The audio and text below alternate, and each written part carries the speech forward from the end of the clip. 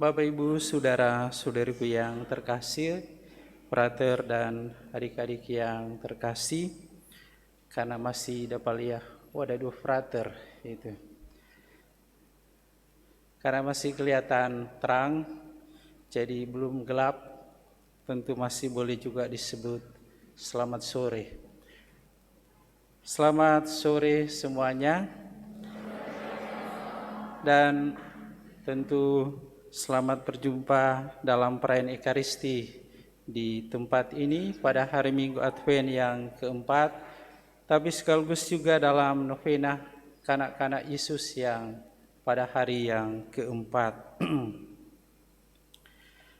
Mengawali permenungan pada hari ini seperti biasa, Pastor menceritakan sedikit pengalaman atau mungkin apa yang Pastor dengar, dan kiranya tentu baik dibagikan dalam kebersamaan pada kesempatan ini. Kemarin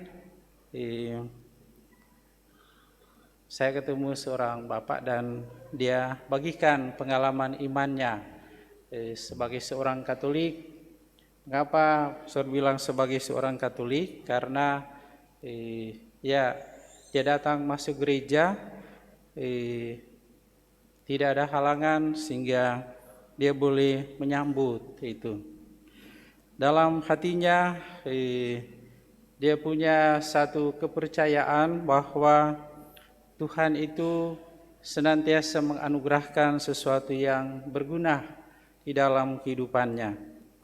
Bertepatan pada saat itu, Bapak ini ada satu pergumulan tentang kesehatan itu. So ketemu dokter bilang, ini tidak bisa diobati dengan obat itu. Kalau begitu pijit itu juga sama juga.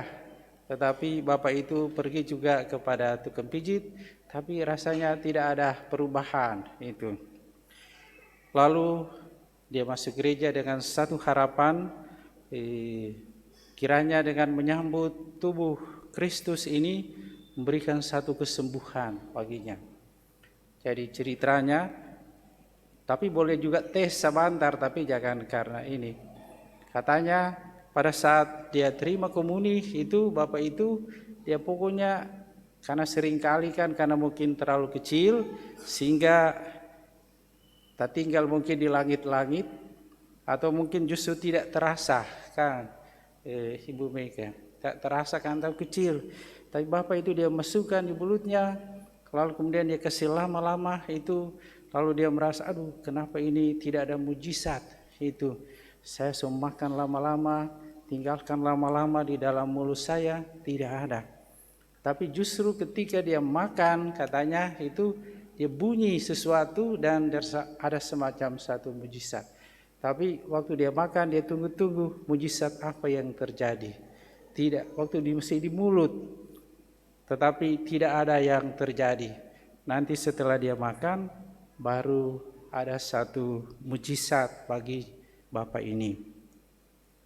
Nah, Bapak, Ibu, saudara-saudariku yang terkasih, hari ini hari Minggu Advent yang keempat.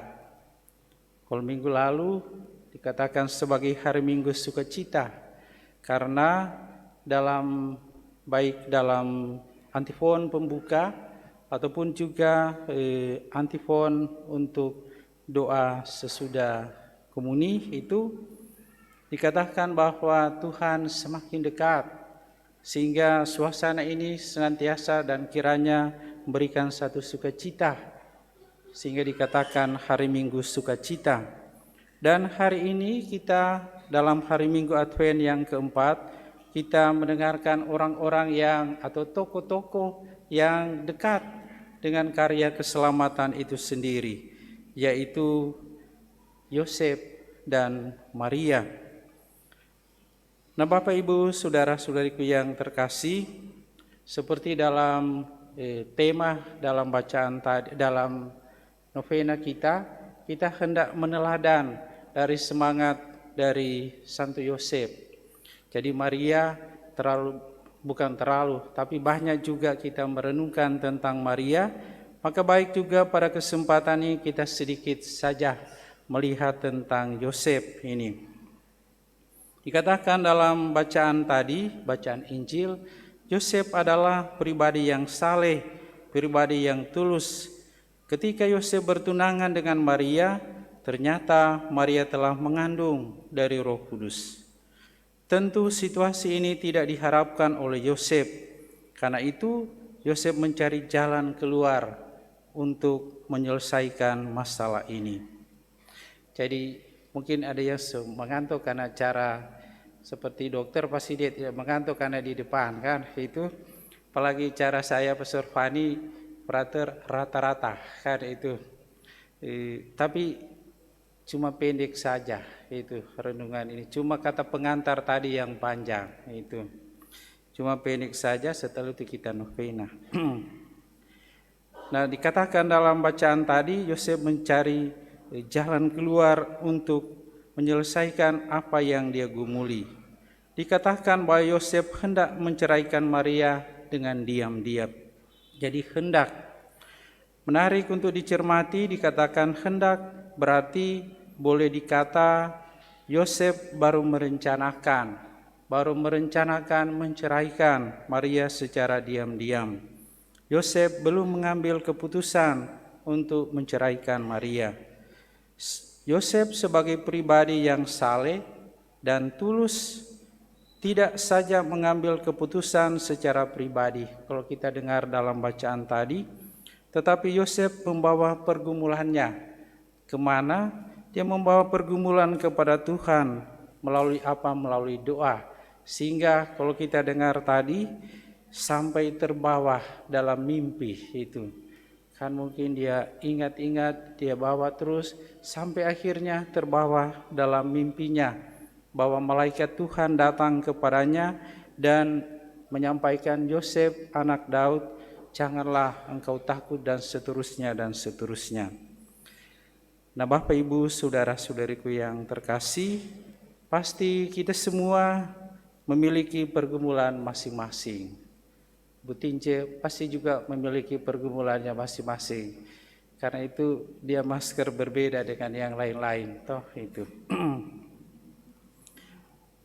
Mari dalam segala suka duka hidup kita meneladani Yosef yang tidak saja mengandalkan kemampuannya atau mungkin kemampuan-kemampuan yang lain di dalam menghadapi segala pergumulannya, tetapi juga Yosef selalu ingat dan melibatkan Tuhan dalam doa-doanya.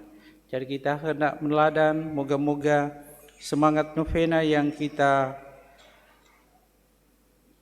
rayakan atau kita ibadatkan senantiasa tentu membawa teladan dan semangat yang senantiasa menguatkan dan meneguhkan kehidupan beriman kita. Tuhan memberkati kita semua.